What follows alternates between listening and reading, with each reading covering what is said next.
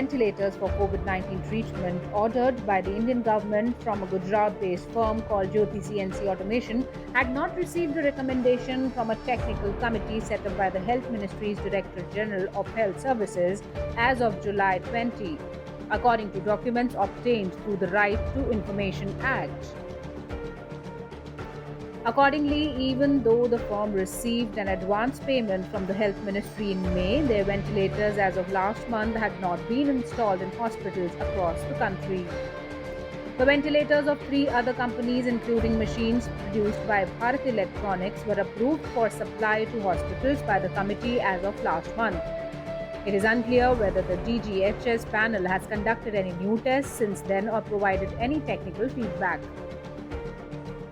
Jyoti CNC Automation's Dhaman 1 ventilators were at the center of a controversy in May 2020 after Ahmedabad Civil Hospital Superintendent J.V. Modi wrote to the state government's medical services provider, saying that they were not able to bring desired results.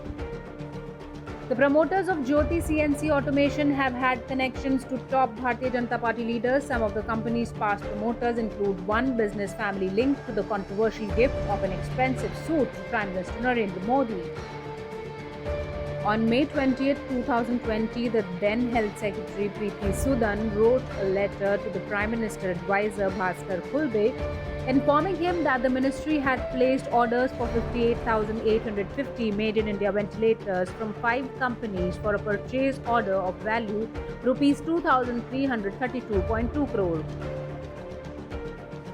These include 30,000 ventilators from Bharat Electronics Limited, 350 from Allied Medical, 13,000 from AMTZ, 10,000 from Agwa Healthcare.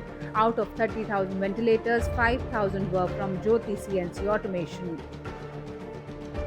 PM CARES Fund had allotted rupees 2,000 crore for the purchase of Made in India ventilators, and accordingly the manufacturers would be informed to give a distinct identity to these ventilators by permanently fixing a PM CARE logo at the prominent place.